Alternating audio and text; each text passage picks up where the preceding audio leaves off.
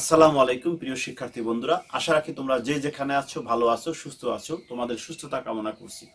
সেই সাথে সাথে তোমাদেরকে স্বাগত জানাচ্ছি তোমাদের চ্যানেল, আমার চ্যানেল সোহেল ইংলিশ হরাইজনে। প্রিয় শিক্ষার্থী বন্ধুরা, গত ক্লাসে আমি সিম্পল সেন্টেন্স কাকে বলে এবং সিম্পল সেন্টেন্স কিভাবে চিহ্নিত করতে হয় সে সম্পর্কে আলোচনা করেছি। আশা করি সেই ক্লাসটি তোমরা ভালোভাবে বুঝেছো।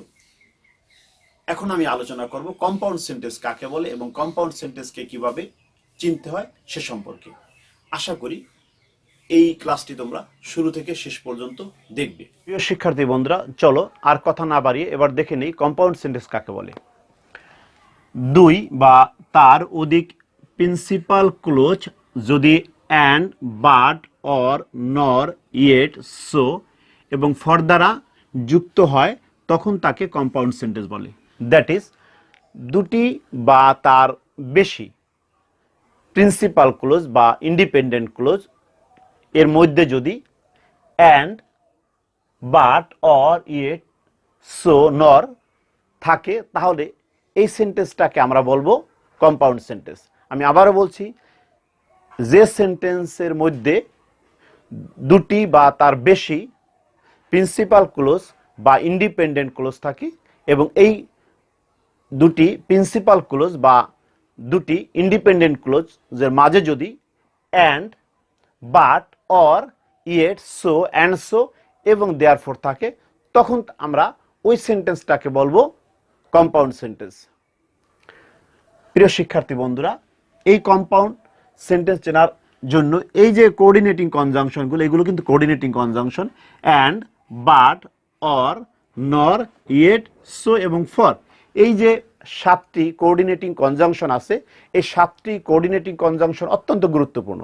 কারণ এই যে আমরা বললাম যে দুইটা প্রিন্সিপাল ক্লোজ বা দুইটা ইন্ডিপেন্ডেন্ট ক্লোজ, এই দুইটা বা দুইয়ের অধিক এই প্রিন্সিপাল ক্লোজ বা ইন্ডিপেন্ডেন্ট ক্লোজের মাঝে কিন্তু থাকবে এই সাতটার একটা কোঅর্ডিনেটিং কনজাংশন। এই সাতটা কোঅর্ডিনেটিং কনজাংশন দ্বারা যদি এরকম দুইটা প্রিন্সিপাল ক্লোজ বা ইন্ডিপেন্ডেন্ট ক্লোজকে যুক্ত করা হয় তখনই আমরা বুঝবো সেটা একটা কম্পাউন্ড সেন্টেন্স। তো প্রিয় শিক্ষার্থী বন্ধুরা, এই যে সাতটা কোঅর্ডিনেটিং কনজাংশন, এই সাতটা কোঅর্ডিনেটিং কনজাংশনকে মনে রাখার জন্য আমরা একটা সূত্র ইউজ করতে পারি, সেটা হলো ফান বয়েস। ফান বয়েস। এখন এই ফান বয়েস মানে কি? ফান বয়েস মানে এফ মানে ফর, ফর এতে অ্যান্ড, এন এ নট, বিতে বাট, ওতে অর, ওয়াইতে ইয়েট এবং এসে সো। অর্থাৎ এই ফান বয়েসকে যদি আমরা মনে রাখতে পারি তাহলে আমরা কিন্তু কম্পাউন্ড সেন্টেন্সকে খুব সুন্দরভাবে বুঝতে পারবো। বা আমি আবারও বলছি যে দুইটা প্রিন্সিপাল ক্লোজের মাঝে যদি এই ফান বয়েসের একটিও থাকে তাহলে ওই সেন্টেন্সটা হবে কম্পাউন্ড সেন্টেন্স। প্রিয় শিক্ষার্থী বন্ধুরা, টু বি মোর ক্লিয়ার, এখানে আমি কয়েকটি উদাহরণ দিচ্ছি, তোমরা একটু বুঝে নাও। এখানে আই ওয়াজ ইল, আমি অসুস্থ ছিলাম, and I could not attend the meeting, আমি অসুস্থ ছিলাম এবং আমি মিটিংয়ে অংশগ্রহণ করতে পারিনি। এখানে আই ওয়াজ ইল এই অংশটুকু কিন্তু একটি ইন্ডিপেন্ডেন্ট ক্লোজ বা প্রিন্সিপাল ক্লোজ, কারণ এই অংশটুকু এই যে পরবর্তী যে ক্লোজটা আছে এই ক্লোজটার উপরে নির্ভরশীল নয়। তোমরা আগেই জানো যে প্রিন্সিপাল ক্লোজটা হলো ওই ক্লোজটা যেটা সাবঅর্ডিনেট ক্লোজের উপরে নির্ভরশীল নয় বা যেটা অন্য কোনো ক্লোজের উপরে নির্ভরশীল নয়, সেটাই হলো প্রিন্সিপাল ক্লোজ। এইখানে এই যে I was ill, I could not attend the meeting, এই দুইটাই হলো দুইটা প্রিন্সিপাল ক্লোজ বা দুইটা ইন্ডিপেন্ডেন্ট ক্লোজ। ইন্ডিপেন্ডেন্ট ক্লোজ, এটাও একটা ইন্ডিপেন্ডেন্ট ক্লোজ,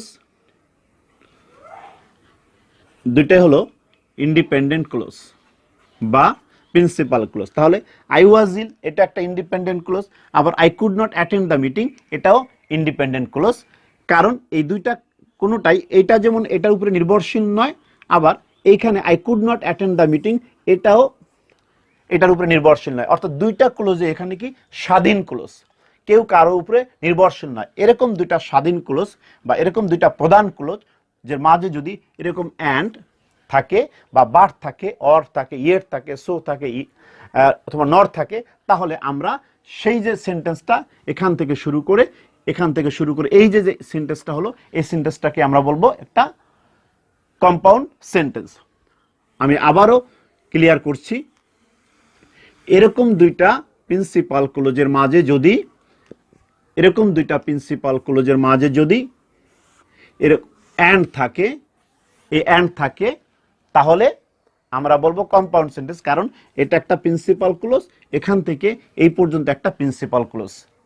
যেহেতু দুইটা প্রিন্সিপাল ক্লোজ বা দুইটা ইন্ডিপেন্ডেন্ট ক্লোজ, এই জন্য এবং এই দুইটা ক্লোজের মাঝে যেহেতু অ্যান্ড আছে, এই জন্য এটা কোন সেন্টেন্স? এটা হলো একটি কম্পাউন্ড সেন্টেন্স।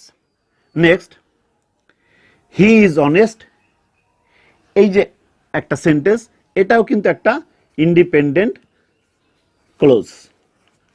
আবার হিজ ব্রাদার ইজ ডিসঅনেস্ট, এটাও একটা ইন্ডিপেন্ডেন্ট ক্লোজ বা প্রিন্সিপাল ক্লোজ।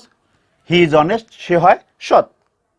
এটা সম্পূর্ণ করার জন্য এটা একটা স্বাধীন ক্লোজ, এবং এই ক্লোজটাকে সম্পূর্ণ করার জন্য পরবর্তী যে ক্লোজটা আছে এই ক্লোজটার উপরে নির্ভরশীল নয়, বা এই ক্লোজটার উপরে নির্ভর করে না। আবার হিজ ব্রাদার ইজ ডিসঅনেস্ট, এই যে ক্লোজটা, এই ক্লোজটা কিন্তু প্রথম যে ইন্ডিপেন্ডেন্ট ক্লোজ আছে এটার উপরে নির্ভর করে না। অর্থাৎ দুইটাই এখানে কি, দুইটা ক্লোজই হলো এখানে ইন্ডিপেন্ডেন্ট ক্লোজ বা স্বাধীন ক্লোজ বা প্রিন্সিপাল ক্লোজ। এরকম দুইটা ইন্ডিপেন্ডেন্ট ক্লোজ বা প্রিন্সিপাল ক্লোজের মাঝে যেহেতু এখানে বাট আছে, এই জন্য আমরা এটাকে বলবো একটা কম্পাউন্ড সেন্টেন্স।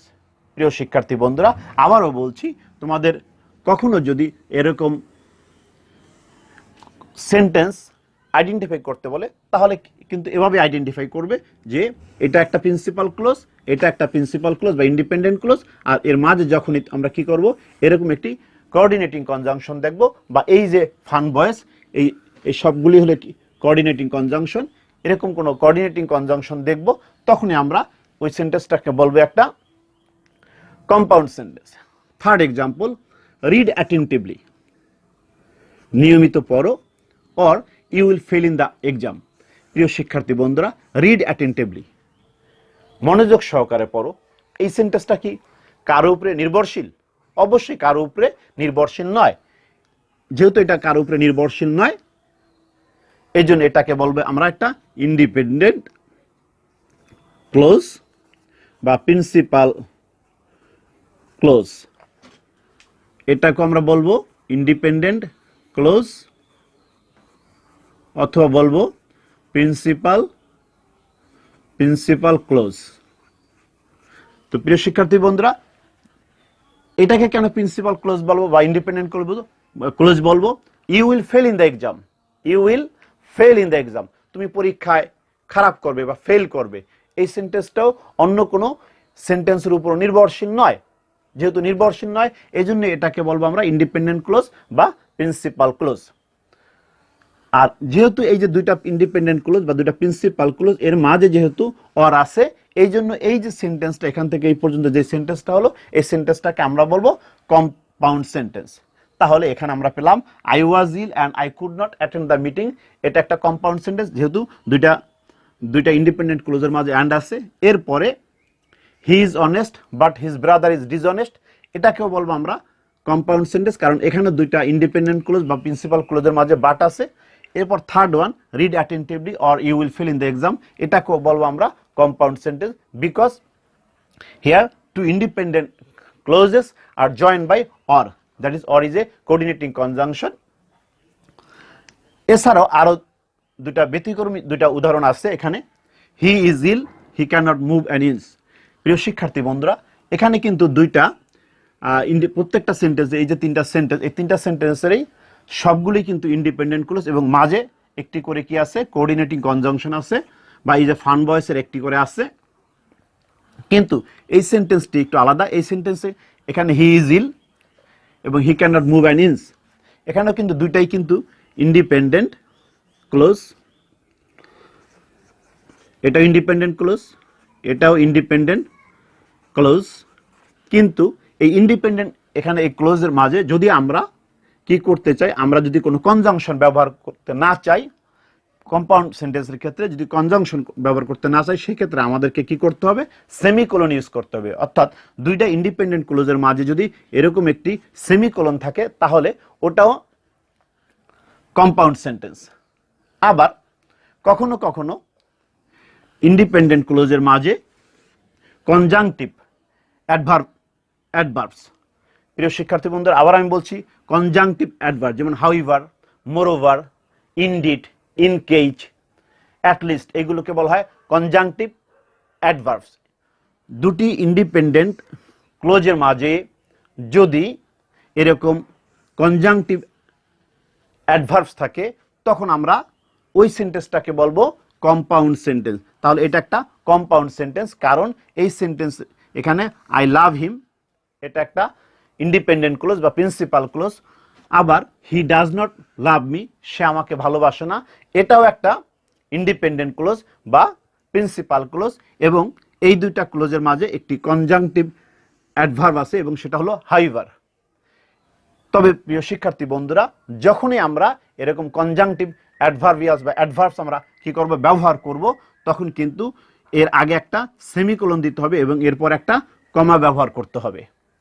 তো প্রিয় শিক্ষার্থী বন্ধুরা, আমরা তাহলে কি পেলাম, আমরা কম্পাউন্ড সেন্টেন্স কিভাবে আইডেন্টিফাই করতে হয় বা কম্পাউন্ড সেন্টেন্স কিভাবে চিনতে হয় সে সম্পর্কে আমরা সুন্দর একটা ধারণা পেলাম। আমি আবারও ক্লিয়ার করছি, যদি দুইটা প্রিন্সিপাল ক্লোজের মাঝে বা দুইটা ইন্ডিপেন্ডেন্ট ক্লোজের মাঝে বা দুইটা সিম্পল সেন্টেন্সের মাঝে, আমি আরেকটু সহজ করে বললাম, যদি দুইটা সিম্পল সেন্টেন্সের মাঝে যদি এই ফান ভয়েসের একটি বা এই কোঅর্ডিনেটিং কনজাংশনগুলোর একটিও থাকে, ফর, অ্যান্ড, নর, বাট, অর, ইয়েট, সো, এরকম যদি একটাও থাকে তাহলে আমরা ওই সেন্টেন্সটাকে বলবো একটা কম্পাউন্ড সেন্টেন্স। যেমন হি